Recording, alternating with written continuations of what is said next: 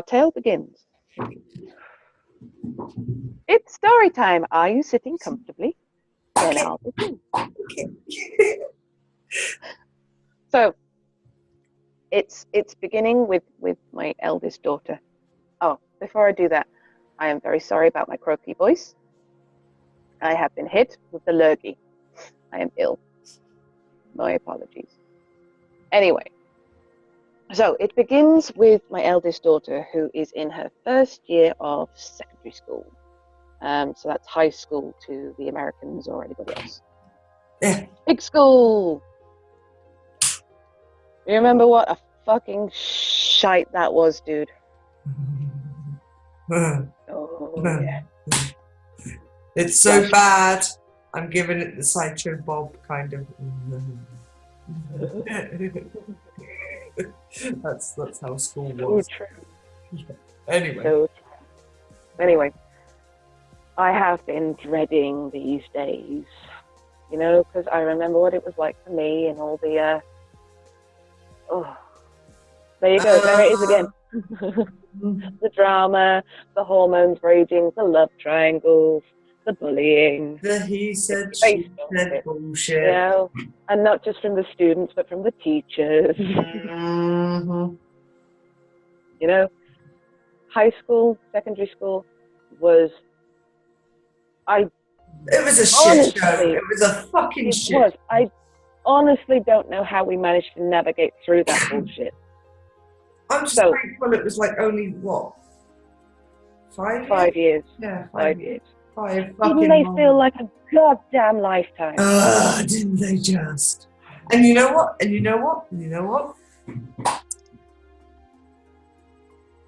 Fuck school. My opinion still has not changed. I'm 33. Fuck school. I mean, adulting is hard, sure. Adulting is fucking hard, don't get me wrong, right? So when you're a kid, it's kind of a sweet life in comparison. The reality of it is they're training you barely. At least our generation, but we'll get that was part of the rant. That was part of the rant. Barely preparing us for life, right? Oh, so we are forced this 5 fucking year slog through high school or secondary school. And what do you get for it at the end? Qualifications you can't fucking use. Yeah, but the whole reason to my rant was, you know, we're told, oh, you've got a good now. Once you leave school, you don't know. It's like, no. Fuck school. 33, fuck school. Anyway, continue. We had very, very different and yet similar experiences of it. Mm. You with the teacher's side of things was kind of horrific. Teachers liked me. We both had a lot of shit to deal with from other students in various different ways. Both older and younger and the same age. You know, our year group. Do you know what's really fucking funny? What? You know how horrific our year group could be? Mm-hmm. I saw one of our old teachers who still worked at that school. Mm. And he said the last good year group that they had was ours. How fucking bad must it have been if ours was the last good year group they had? Damn. Right, so I've digressed slightly, but this is a backstory because it was horrific. Mm-hmm. And I've got 2 daughters. And they're coming up for year 7. You know, they're going to change schools. They're going from primary school to secondary school. And I'm sat there going, oh, shit. Now it begins. Now it fucking begins. You know, and I'm sat worrying about it like, I can remember this happening, and I can remember this happening, and I can remember this happening. I don't want them to go through this shit. You know, I really don't want it to be the same experience because I don't know how I got through all of that. You know, you're stumbling around in this, like, fog or swamp. This and you're being drowned. You know, you are being drowned by this stuff. You have no way to navigate it. You don't have the tools to survive. You're just stumbling around blindly going, how the fuck do I get out of this stuff? You know? So, it's just, Swallowed by So the I'm worrying. Kraken. Please, the Kraken. I know, right? But yeah, so now she's in secondary school, and it didn't fucking take long. It didn't take long for the shit to start. Oh, like 2 weeks, I think it was. 2 freaking weeks. God damn it! You put a load of kids together with hormones raging. Weren't you telling me that? The drama started even before then. In the Oh last yeah. The last school, there was a little bit of drama. There was a little bit of drama. That was the taste of what was to come. That was the taster of what's to come. Yeah. But we dealt with that. We'll just go on to this particular bit. So the first bit that happened was one of the friends that she'd had from primary school decided that without any warning whatsoever, because her and this girl would walk to school. You know, that was the agreement. They'd walk to school. And so my daughter would go down, knock at the door, and they'd walk to school. So one day she goes down, knocks on the door, and there's nothing, there's no answer. So she knocks again. And the girl's mum appears sort of looking like really tired and everything, like, oh, she's not here. And my daughter's like, oh, okay then, sorry, and just goes off. Now this girl was insisting that my daughter text her like every 5 freaking minutes. Text me when you leave, text me when you leave. I'm like, just put the phone down, we've got to get ready for school.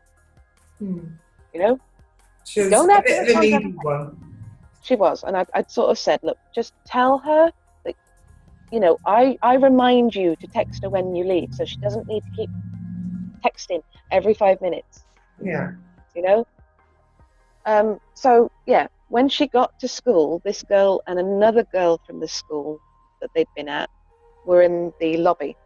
And as May walked towards them, the other girl sort of shielded her from view. And then they just wouldn't talk to people. And then she'd sort of said to this other girl, and here we come with the rumour mill, that she was scared of my daughter. I'm like, really? Huh? She's not scary. I know my kids, you know? So this really, really upset her. She was in tears. And I told her how to deal with it. Just no contact, basically, is what I said. No contact. Don't even try and run after and go, what have I done? Just take it as she's decided that you're not friends anymore. If she wants to talk to you, she will, but don't contact her otherwise. Anyway, so there was this group chat on WhatsApp that all the kids from the previous school were on. And those 2 girls had been very active on it. So I said to my daughter, just leave the group. Anyway, so she did. And the original girl who had the problem, who just sort of completely snubbed her for no reason whatsoever, she added her back and sent a voice message that was like, oh, just because you've got a problem with me and other girl doesn't mean you had to leave the group. And I took her phone off her at that point, and I sent a message back. And I voice recorded, and I said, excuse me, this is my daughter's name, Mother. I advised her to leave the group chat because you have been extremely mean to her recently, and she's not sure why. So to avoid drama and rumour mills and gossip, I advised her to leave the group. That was it. The girl left the group immediately. You know, I wasn't mean. I didn't say anything nasty. I just said, look, you know, this is what's happened. Anyway, so then the girl that had shielded this other one had started to text my daughter saying, I know that she's being such a bitch at the moment. What's up? What's happening? Leading, like, basically. No way. Because apparently these 2 girls had done this with a different girl, trying to elicit, coerce, you know, so one of them would go, she's been a bitch, and get the other one to say bad things about them. And I went, I can see that straight away. And I told her that's what it was, and she went, yeah, they've done that before. And I went, okay, right, this is how you deal with it. Just tell them that you're not going to discuss it. Just tell this girl that you're not going to discuss it with her or anybody else. If the original girl wants to talk to you, then you'll talk.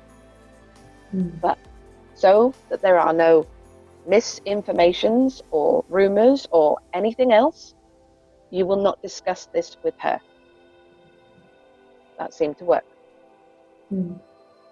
Original girl does come up and try and talk to my daughter, but she rambled off a load of stuff really fast, and had she's like, oh, I know you hate me and this, that, and the other. And she's like, but you know what? I didn't hate you. I don't even know why you did that, type thing.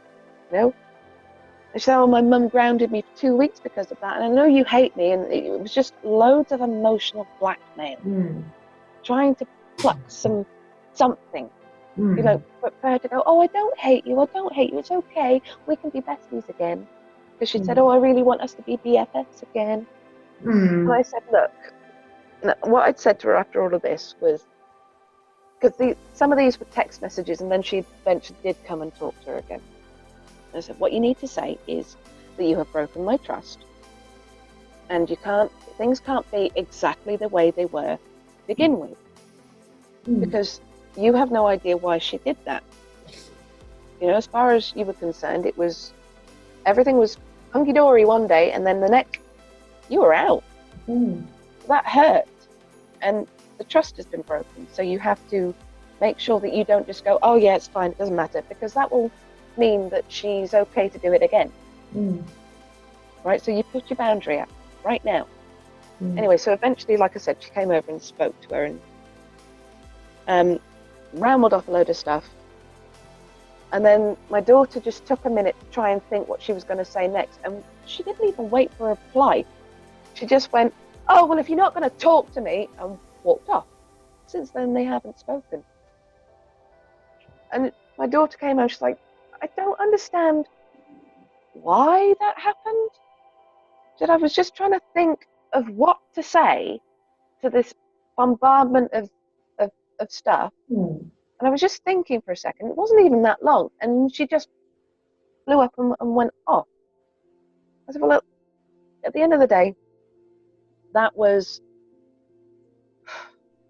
an emotional reaction to get something out of you. She didn't get what she wanted from you when she was plucking at the heartstrings and trying to get you to stroke her ego. Because you instantly didn't do that, and you were taking your time to think about something. Anger. You know, that's another sort of manipulation tactic. To force you to say something out of panic, kind of thing. Yeah, run after her, that sort of thing. But you didn't. So, I didn't want to. Well, handled it brilliantly. I said, right, now what you have to do is think about whether you want that friendship. Honestly, do you want that friendship? And she went, no. I said, well, there you go then.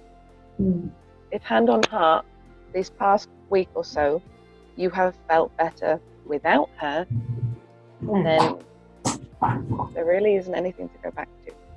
Yeah, enough said, kind of thing. You can't really argue with how you feel. Incident number 2 happened this week. She has another friend, and she came home and she said that she'd developed a bit of a crush on a boy. But boy has a girlfriend. So, you know, just a little crush type thing, you know. She's got to know this lad, and they've got a lot in common. You know, it's just one of those, oh, he's really nice. Yeah, just finds out crush, you know. Yeah, finds out he has a girlfriend, and like, oh, all right, never mind type thing. I still want to be his friend.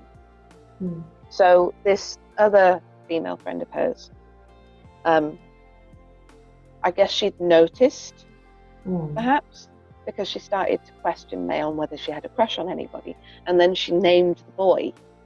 It's him, isn't it? So she was trying to be subtle, but she didn't hide it well then. Yeah. Okay. Anyway, so my daughter then says, yeah, it's him. Now, this was the only person she told this to. You know, she didn't offer it openly. She just acknowledged that the person was correct. You know, that's it. She wasn't going to do anything. You know, it's just, yeah, passing thing type thing.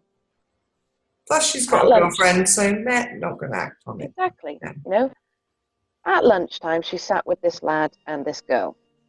And the lad's girlfriend and her best friend came running over to the table, sort of puffed up type thing. And the best friend said, which one of you has got a crush on my best mate's boyfriend?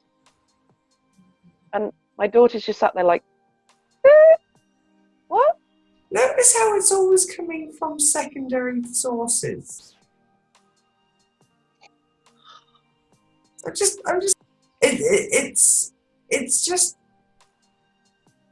weird how, you know, your daughter's friend was the one that leaked this information, and it was this girl's friend that confronted. And what up with that? You know? I don't know. I mean, it's like that flipping rumour mill thing, you know? It's the grapevine, the gossip vine.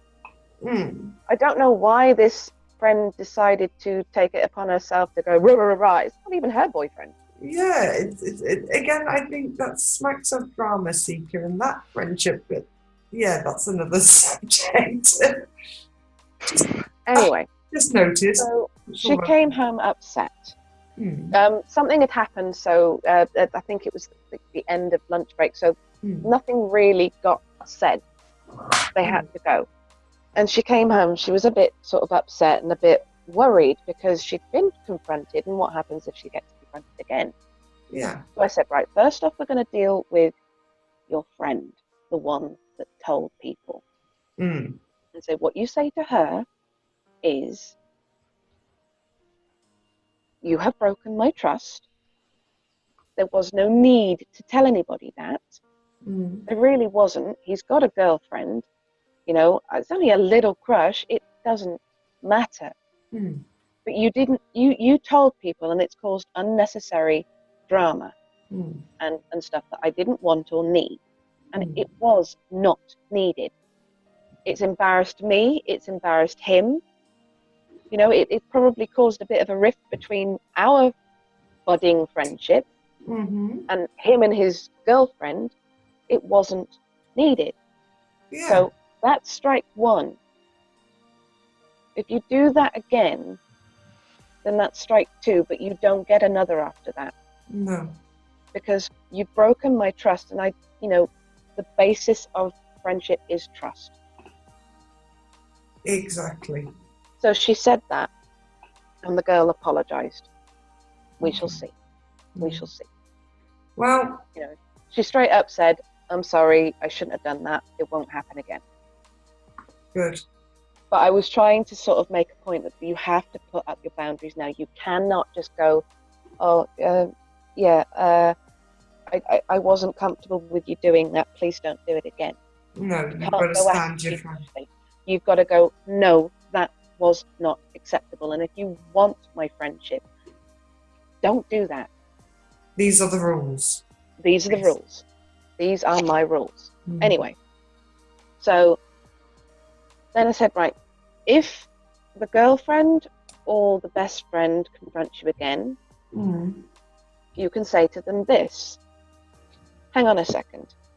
Would it matter even if I did have a crush on him? If I did like him? It shouldn't. It shouldn't matter, because tons of people will have crushes on him. You know, he's going to meet loads of people in his lifetime that will fancy him a bit. But does that mean to say that they get him? He's your boyfriend.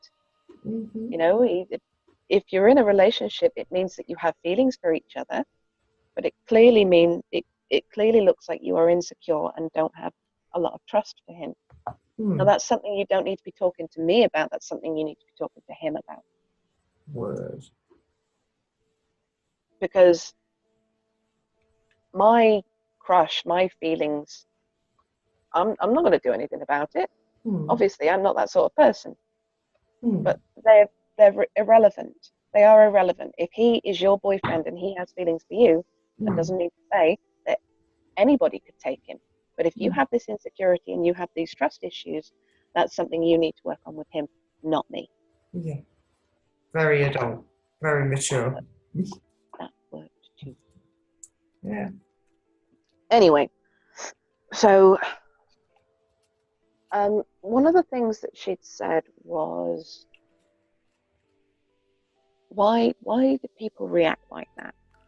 You know, Why why? indeed? Yeah, Good why question. indeed? I don't understand. You know, I don't understand. I said, because they're children. Hmm. Because they're children. They're just learning. They're running on instinct. Hmm. They're just learning how to be adults. Mm-hmm. And it's something that we went on to after that. After these two things, we were talking about our experiences as well, weren't we? Mm-hmm. And how, God, don't you wish somebody had taught us this shit back then?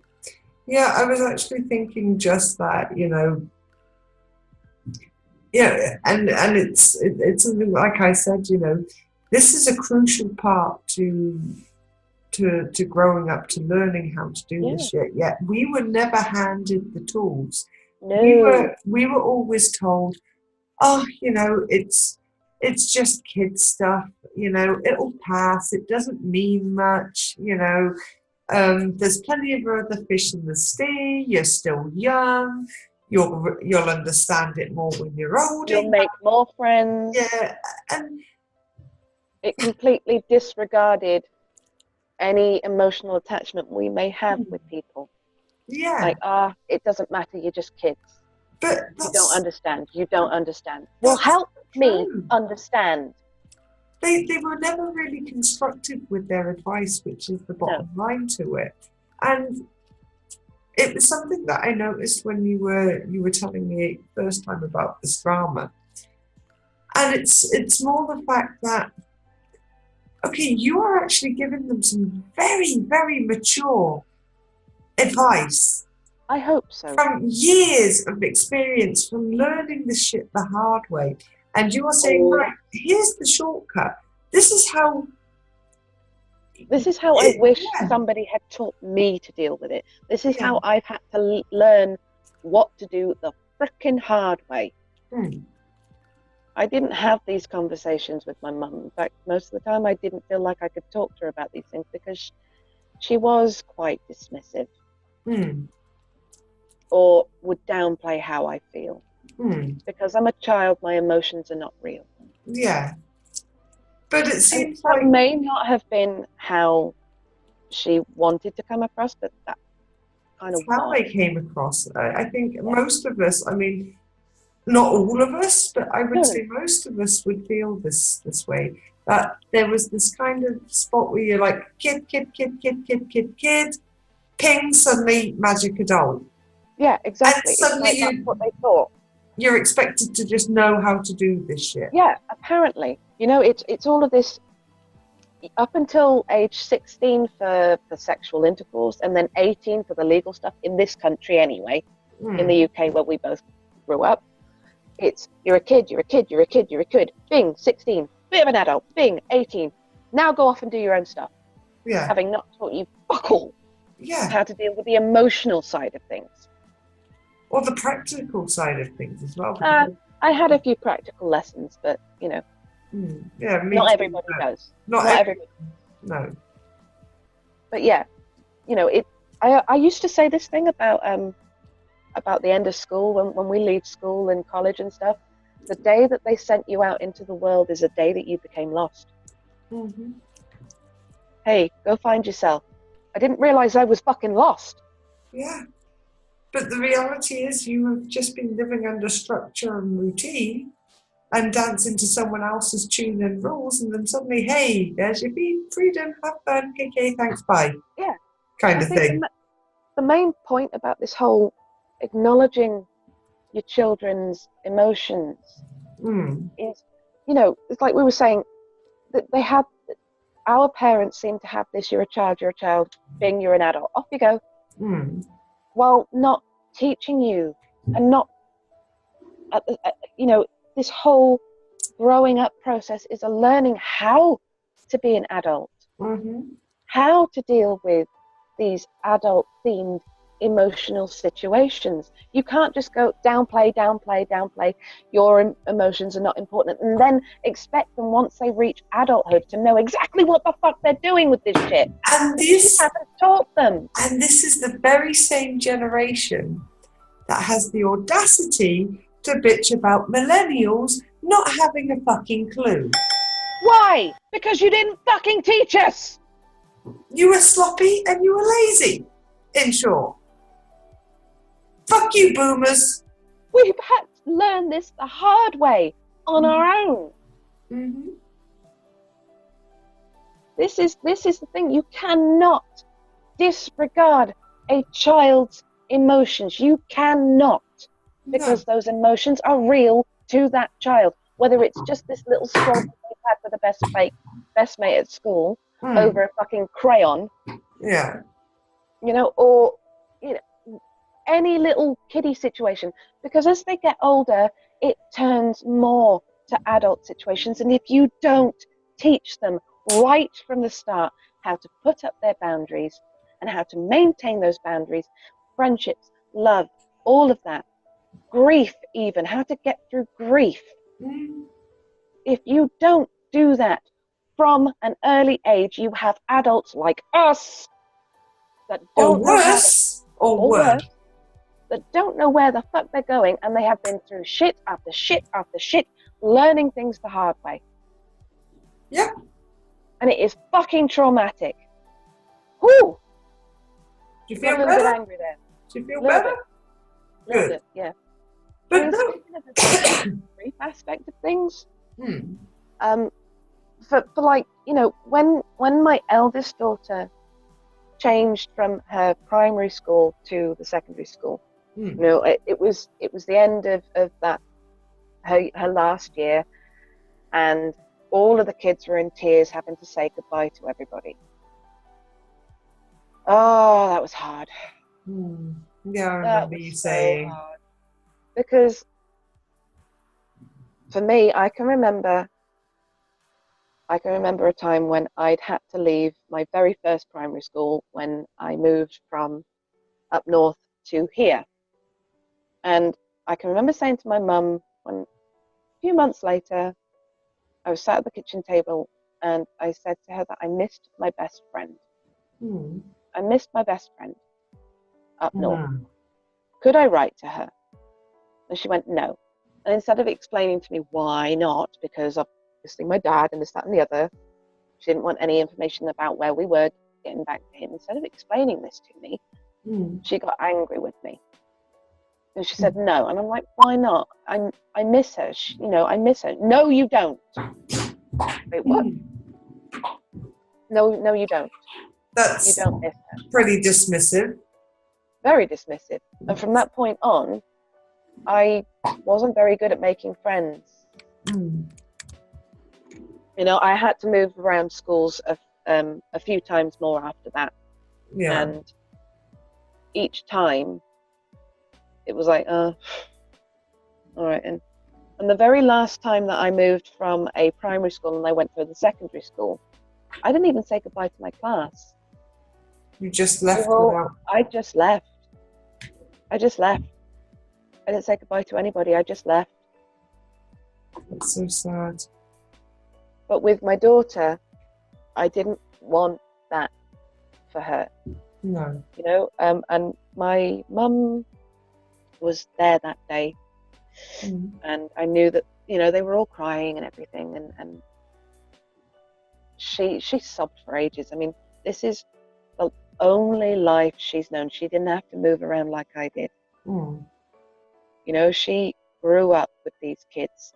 This was her stability. Through all the shit that we've been through separately, that was her stability. That was her norm. That was her norm. And now she's got to say goodbye to it and go somewhere else and meet new people. And she's never really had to do that before. There was one time When we moved, she was midway through reception. So she doesn't really even remember that. Yeah, so, and there wasn't many meaningful connections. No, there wasn't. At that point. No, there wasn't. There were some friends, but no besties. You know, she was freaking heartbroken. So I got her home and I took her into her bedroom and I asked for a bit of privacy. So my youngest daughter goes out the room and my mum decides to shut the door on her and stay in the room. And I went, no, you two, out. You know, not being harsh or anything. No, I need 10 minutes with my daughter. You, if please go. You go now. You go now. Go and be with my youngest. Don't shut her out. I will deal with this. I'm the mum. You know? So I'm there, and my mum's approach to stuff was to say, it's fine. Shush now, stop crying. Shush now. That's enough. That's not helping. You'll make new friends. It's all good. You'll make new friends. It's fine. But it wasn't. That's, again, dismissing things. I know she didn't really intend it that way. I know that. I'm older. I know that.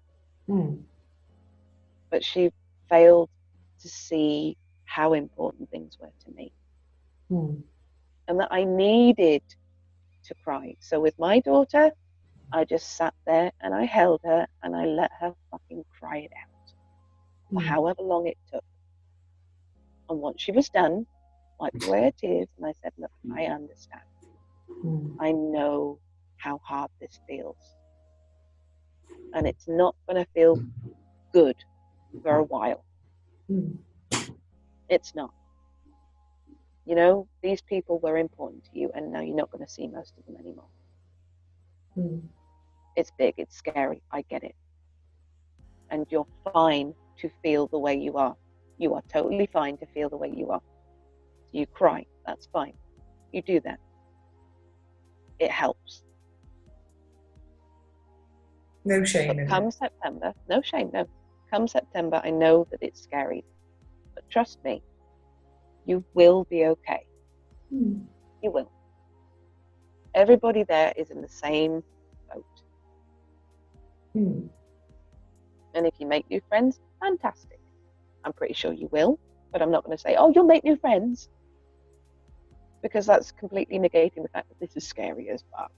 You know? So it's okay. Only then did I let my mum back in the room. Yeah, because she, like you said, would have completely missed it. She did. Whereas you acknowledged it because you understood where she was. That's exactly what she did later on. You know, she was trying in her own way to be comforting and everything. And she's like, it's all right. You'll make new friends. It's fine. Don't cry. Like, I'm so glad I did what I did before that. Yeah. Because she needed to acknowledge the emotions and feel them. That was the one thing Mum was never very good at letting me do, was feel how I was feeling. Yeah. Again, very dismissive of, oh, will you stop now? Like, our emotions were burdensome for them. Yeah. Again, it's sort of an invalidating thing. Even though I know as an adult now, she obviously didn't intend it that way. I don't know about your parents.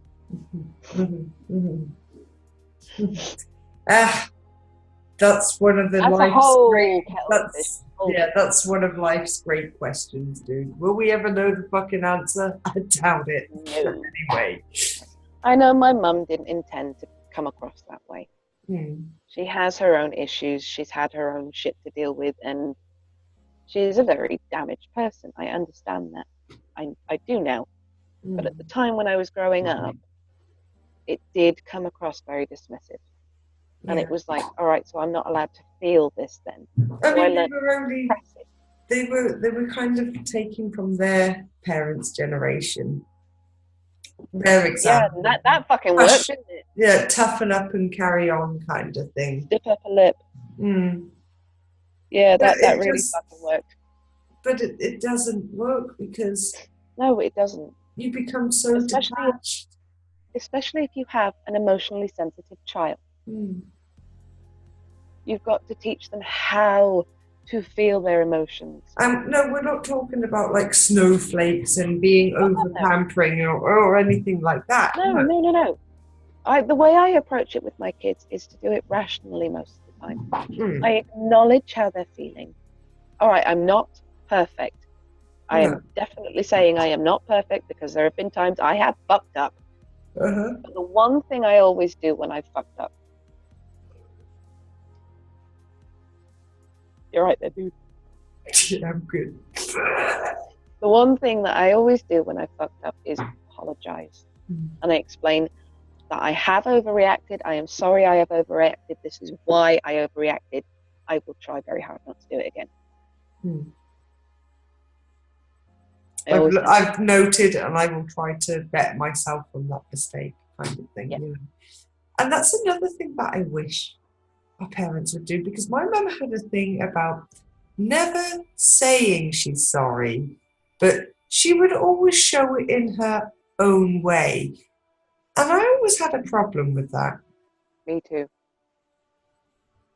I always have. I mean, yeah, we were always expected to apologize. Oh, apologize to your brother, your sister, apologize to me, apologize to your father, apologize to whoever. Yet they would never say it themselves when they were wrong. What the fuck was up with that, you know? Again, that is a superior attitude. Again, that is dismissive of children's feelings. Dehumanizing a child. Basically, it was still running on the premise of kids must be seen but not heard. You know, they were in some extreme cases, parents tend to look upon their children as extensions of themselves. You are not your own person. You are my fucking property. Pretty much up until a certain age, and then fuck you, figure it out on your own. Yeah, pretty much. I'm not saying that's what it was like for everybody, because I'm pretty sure there's decent fucking parents out there of every generation. We're just talking from our perspective and experience. So not everyone, but I guess a lot of people can relate to it. And if you can't relate to it, then cool. You are fucking lucky. Congratulations. You are fucking lucky. Congratulations. Seriously, we say that. You had a cool upbringing. You had a fucking awesome upbringing. Okay, maybe you had your shit still. Yep. That's neither here nor there. But Nothing's if you can't relate to anything we're saying, great. We're glad about that. We're so fucking glad about that. However, those of you that do, we get it. We get it. Which is the point of these videos. You know, and the stuff that we were sort of discussing after what I was saying about my daughter's experiences and how I'm handling them. Again, it's trying to give them the tools that I had to go through hell to learn. You're literally life hacking them. Yeah, I'm trying to guide them, because I don't want that for them. I know how difficult it was for me. There's no way in hell I want them to go through half or even quarter or any of the shit I went through. I mean, if I can help it.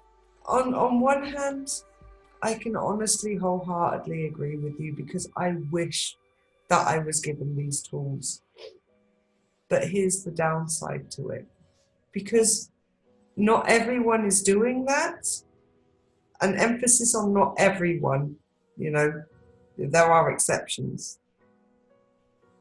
On the general scale of things, that really isolates your children, because it puts them in a different mindset where they can perceive and see things from a different perspective and react and know how to handle those things. So in a way, it's going to be a lonely place for them. It already is. Yeah, because now, like you said, your daughter is going, I don't understand. And you're having to explain it. That's normally how it goes at your age, sweetie. And the thing is, I think it's important to explain that to her. Because this is going to sound like I'm fucking arrogant or something. those kids were never going to be, quote unquote, normal. They were never going to be, because I'm their mum. Yeah. Because of me. Because of the way I see the world. I've taught them how I see the world, you know, and I've taught them to look at the world in their own way as well.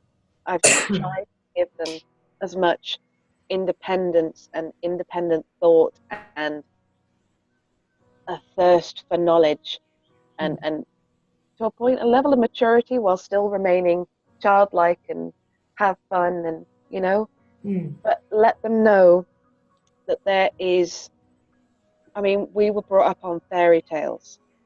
Yeah, look how that fucking worked. Fuck you, Disney.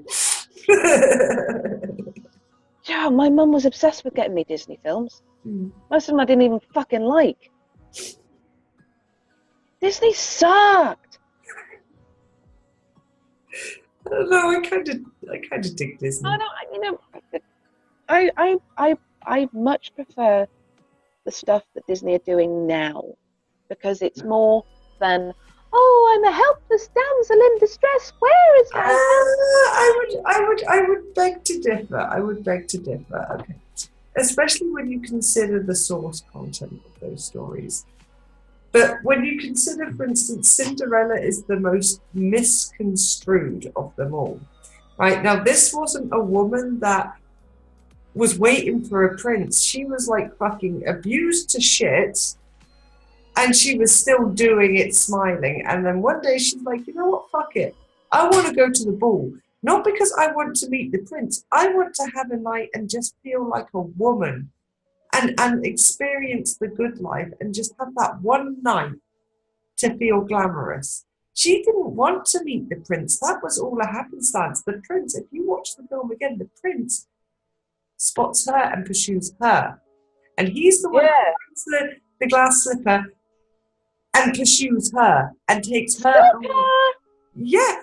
And meanwhile, Cinderella is a hard-working woman. She didn't look to find a prince. She didn't look to marry up. She worked her ass off and just dealt with the cards she was dealt. It just so happened she caught the eye of the prince. Yeah, but do you understand the theme, though? In all of the very early ones, it's all about the fucking prince and the happy ever after, and good defeats evil, and every single time good defeats evil. Do you understand that that is not how the fucking world is? No, but that's why it's a fucking fairy tale. I know, but god damn it, for me, it kind of got rammed down my throat a bit. To the point where I fucking believed it. And damn, did that hurt when it came crashing down. Yeah, I remember you even wrote a song, you know, fairy tales. What was it? Yeah, that was... Prince Charming is waiting in a castle somewhere. Yeah. My knight in shining armor will come to climb my hair, and he will take me right away to someplace new, where no one can break me. Sad thoughts would be so few.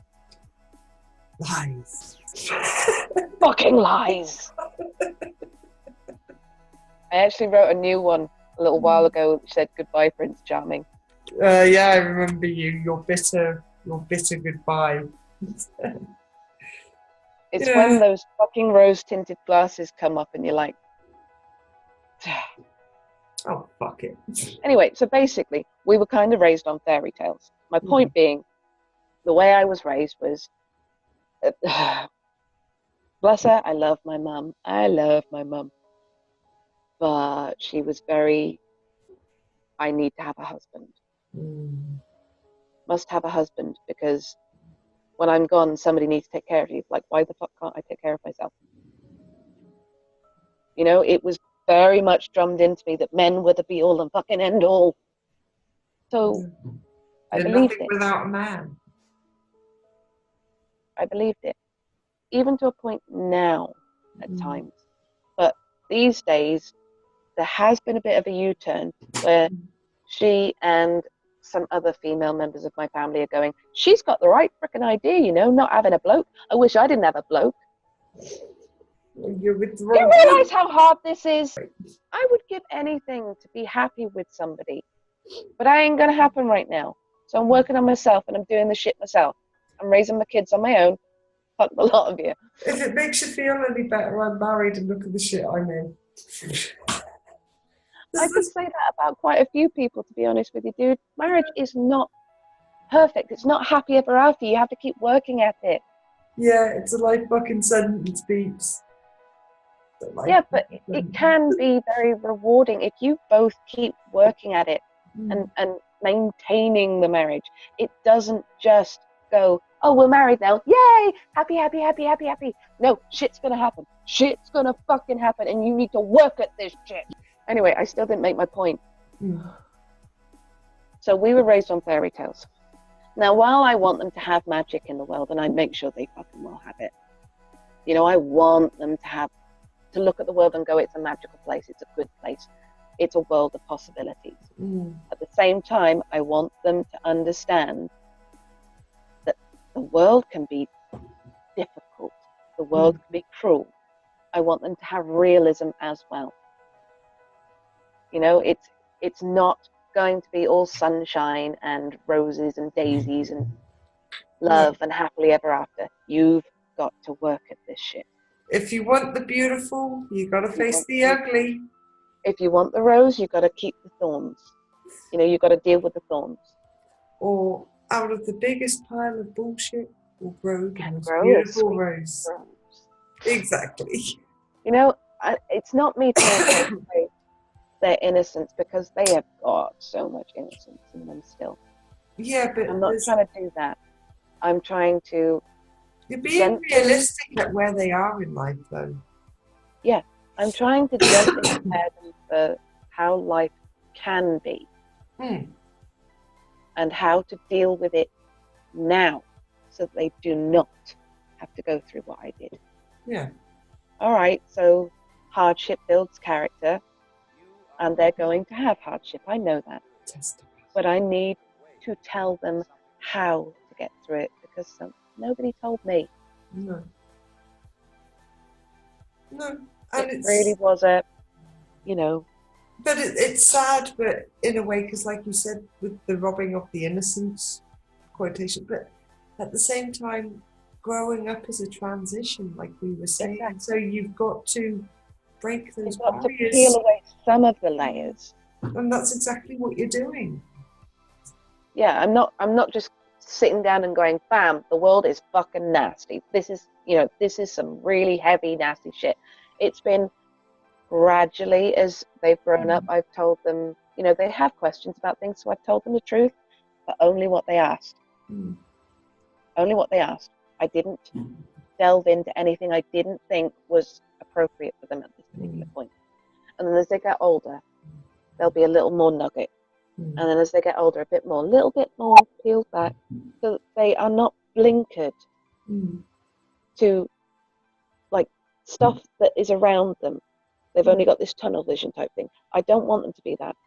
I need them to see how the world can be, both good and bad. How to basically step back and assess it. Exactly, and how they deal with it, both good and bad. Because if we sort of say if we shield our children from the evils in the world, completely just no kids, no cotton wool, bubble wrap, you know, everything's great. It doesn't work. They need to have some desensitization to it in some way. Yeah, life can be fucking horrific. It's like depressurizing yourself when you're doing a deep dive. That's not to say I don't want them to feel stuff, because I do, you know, but they need to be prepared. But this is the hard part to parenting. You are preparing them for the world, and the world ain't a pretty place. I mean, it can be a beautiful place, but there's a lot of ugly to that beauty. And that's the fine line. And you can't send them out there naive, because they will get eaten by the wolves. It doesn't work. No. It doesn't work. I'm still freaking naive at the age of 34. And I've been through shit, you know?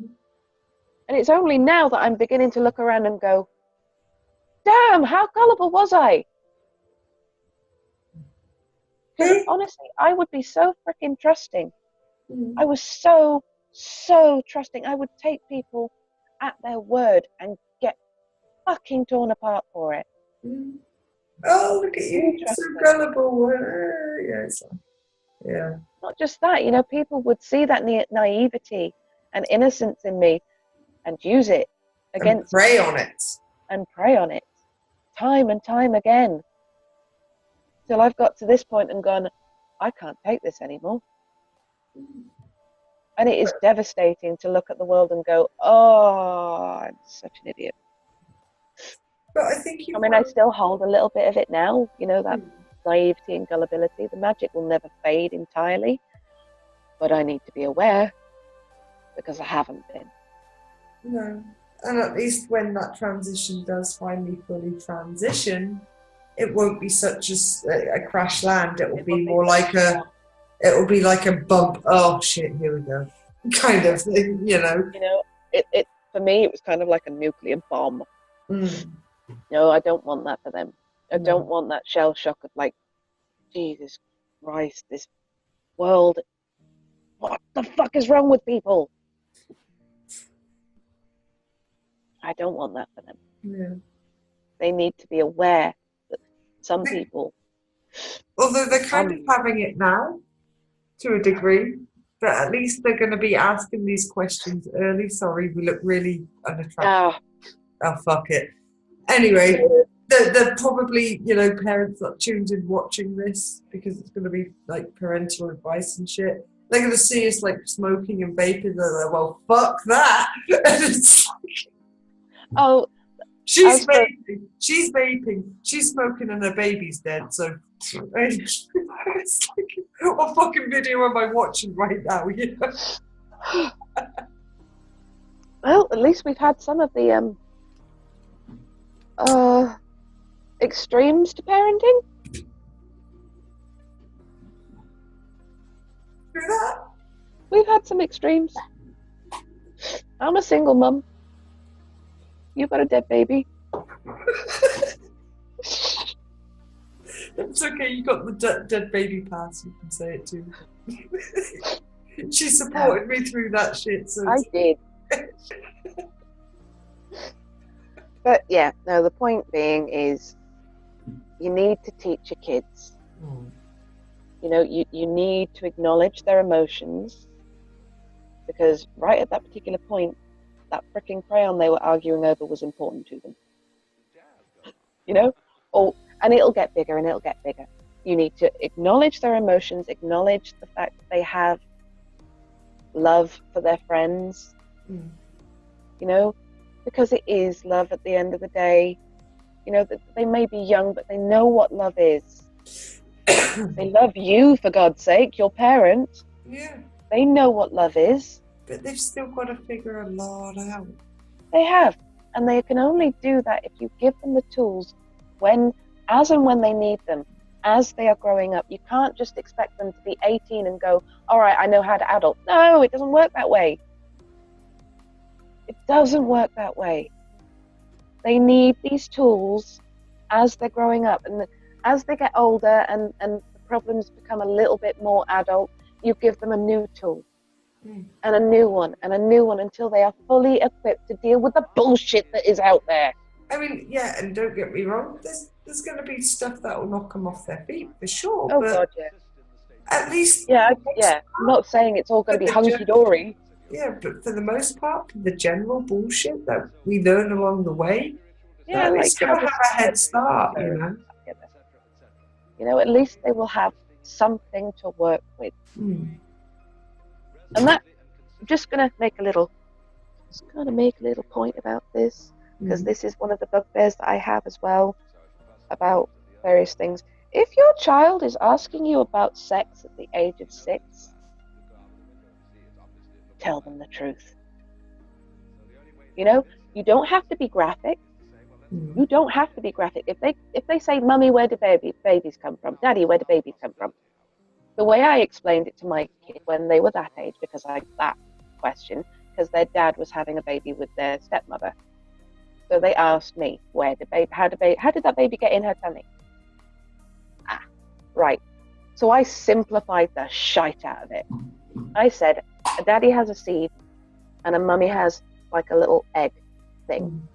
And she's got 2 little egg boxes in here, and one will sort of release an egg and it'll go into the nest area. And then the daddy puts his seed into the nest area and it meets the egg and that makes the baby. Simple. You don't need to be graphic. Same with my ex-husband, right? If a child has questions, answer them. It may be a taboo subject they're asking about, but flipping well answer the question, because if you don't, they wonder why you're not answering it, and they'll get more curious about it, and then they might ask their friends and get misinformation. And then they might, they've got access to the internet, most of these kids, they might look it up, and you don't want them doing that.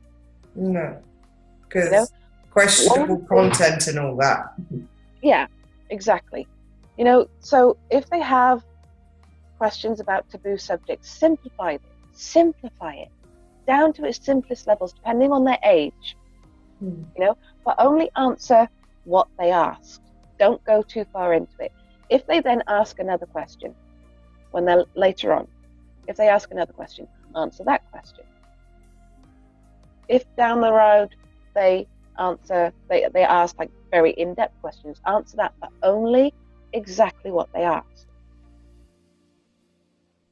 Because they need to know things. You cannot have taboo subjects, because that breeds shame.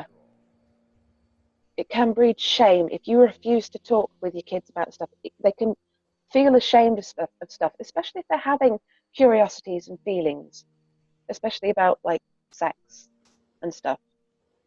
Because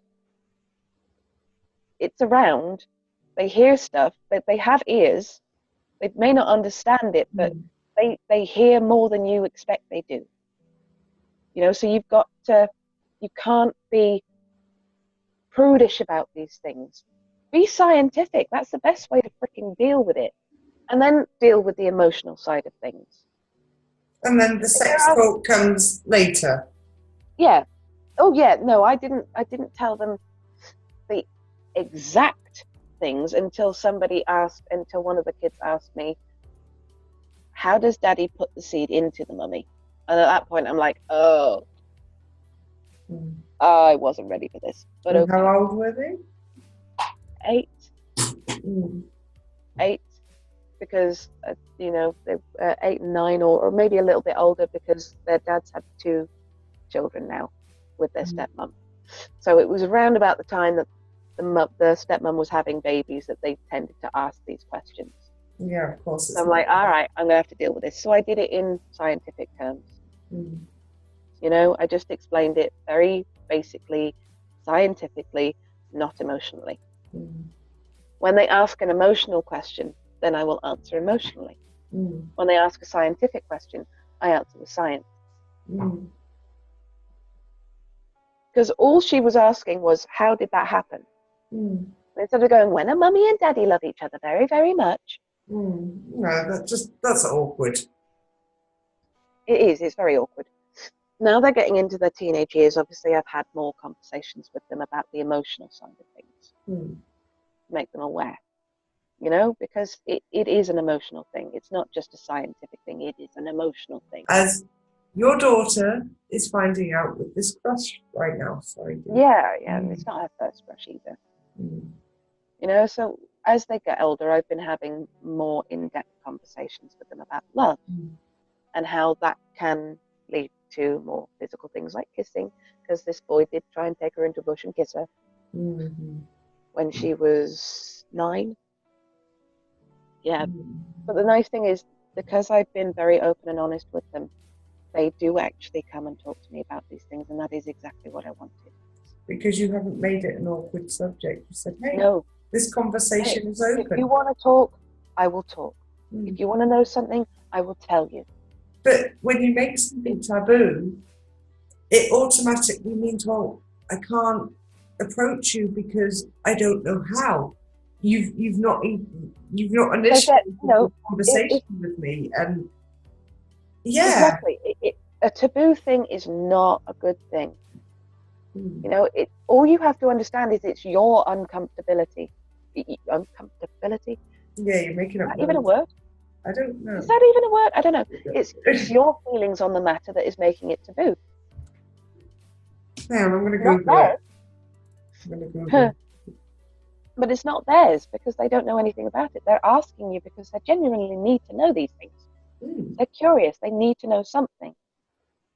Yeah, because I So, remember asking questions, not getting an answer or getting, frustrated response. you wonder, well, why can't I talk about this? Why won't you tell me? And as like I said, you delve a little deeper. You maybe ask your friends because you need an answer. You're curious. You need to know. And your parents wouldn't tell you. So who else have you got to talk to? And then you get misinformation.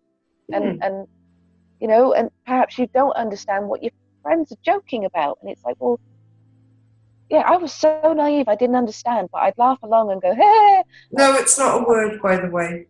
Of course it's not. I've got fibromyalgia. There's comfortability, but there's no uncomfortability. Dude, I am making up words. You know I do. Yeah, but anyway, question answered. Carry on. But yeah, it's talk about everything. Be open, be honest with your kids. It's a relationship at the end of the day. Your relationship with your kids. And I'm not being funny. In this day and age of technology, you are no longer the gatekeepers to this knowledge. So take control. Take control. They could. I mean, my girls have got phones. They know how to use Google. I would prefer they got most of their information from me, depending on what the subject is. It's better to have an open, honest conversation with the parent and have them be open and honest with you than to look up loads of stuff on the internet and have no freaking clue. Or go to your friend and get really bad advice. Because they don't know themselves, Exactly, they're just a kid as well. They probably didn't have these conversations with their parents properly and have found out through the grapevine as well. So I've always made a point. For example, their dad would take them to a question of sexuality, right? We're going on to sexuality with this one. Their dad would take them to gay pride. Every year there's a big event that goes on in our town for gay pride, and he'd take them every single year. He's not gay, but he's not straight. We don't know what he is, but anyway, of course we had a lot of gay friends as well when we were a couple. I got them in the divorce. You won the custody. I won the custody of our gay friends because he was a knob. Anyway, so he would take our daughters to gay pride, which I don't have a problem with, absolutely none. But one year I asked him, do they know why they're going? Do they know what this is all about? And he went, I'm not telling them that, that's fucking disgusting.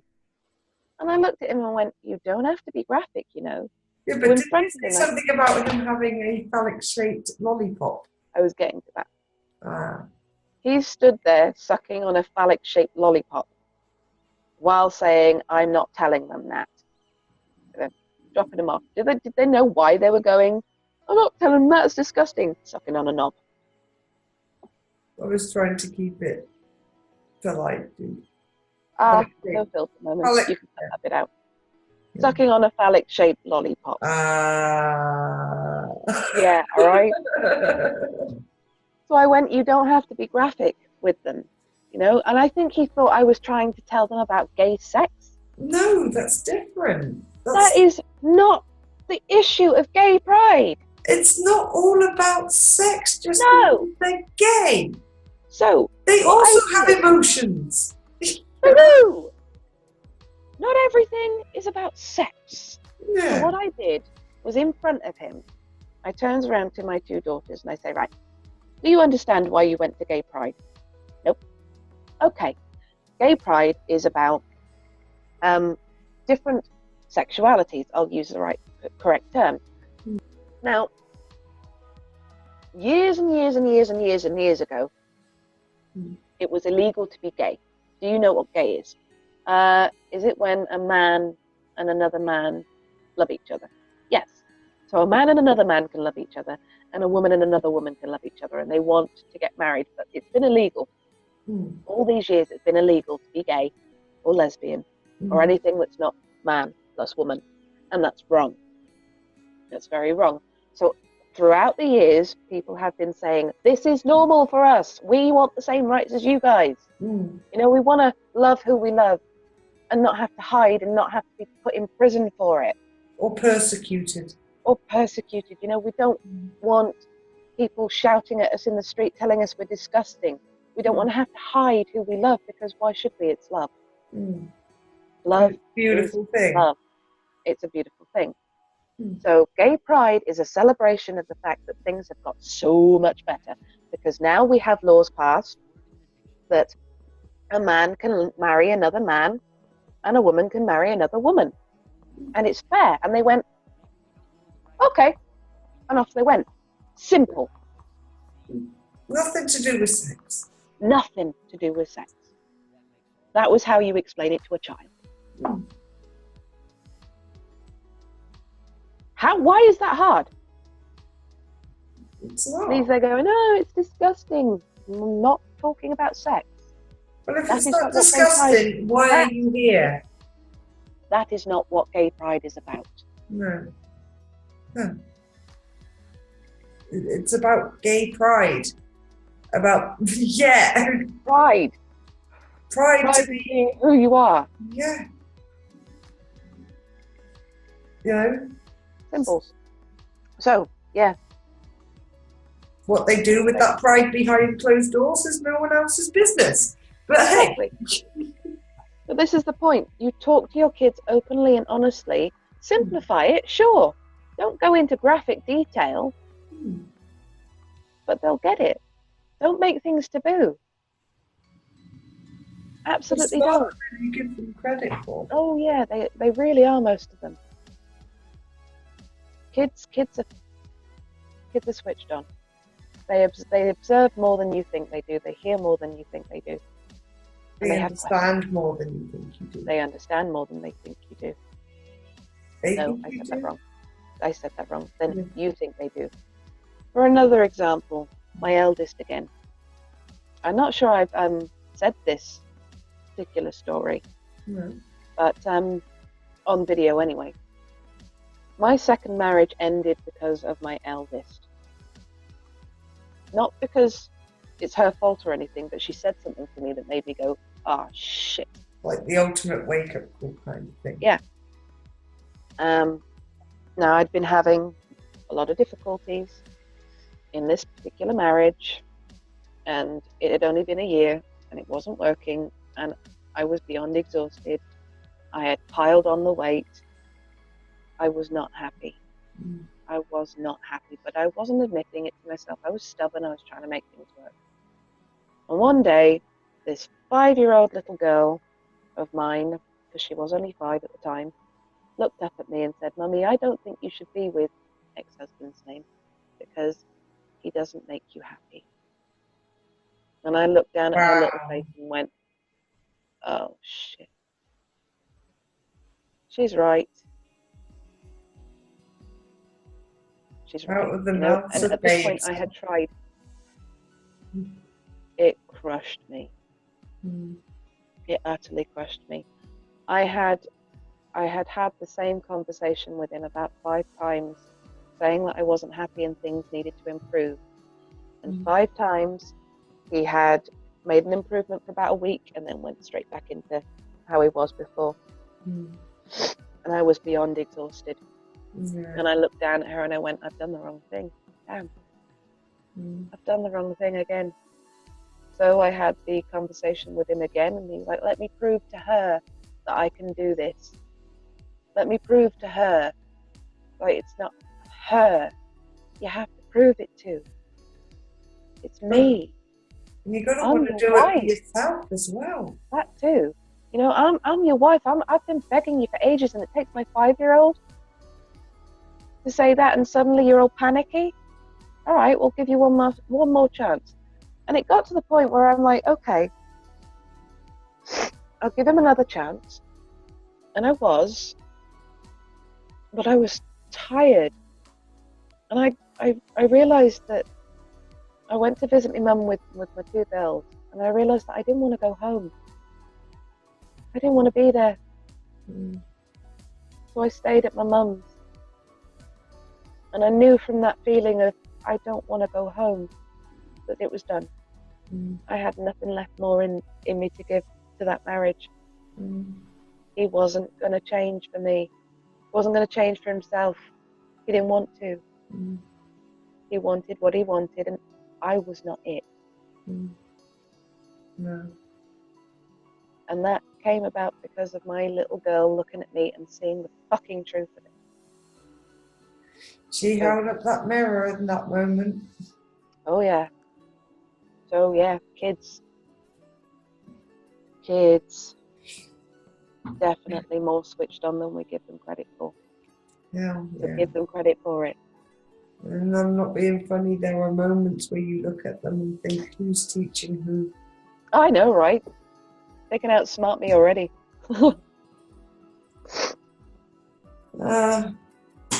it. Dude, it seriously looks like you're about to fall off that chair. Yeah, I know, but it's got this awesome backrest, and I'm like, long road. I think we'll call it a night then. Yeah, I'm sorry, guys, if I seem a little bit spaced. I got new You've had a very long week already. Yeah, it's been a long fucking month, and I'm on new antidepressants, and they're fucking awesome. No shame. Hashtag No. No shame, no stigma. No. I'm on pills too. Yeah, fuck it. Sometimes you gotta take a chill pill. All right. So yeah, Anika rants. Thank you. Anika does parenting. So I've been doing it for a long time now. Veteran parent. Anyway, peeps. Thank you for listening to my rant. Thanks for listening if you watched this far and you weren't disgusted by the filthy habits. Toodles.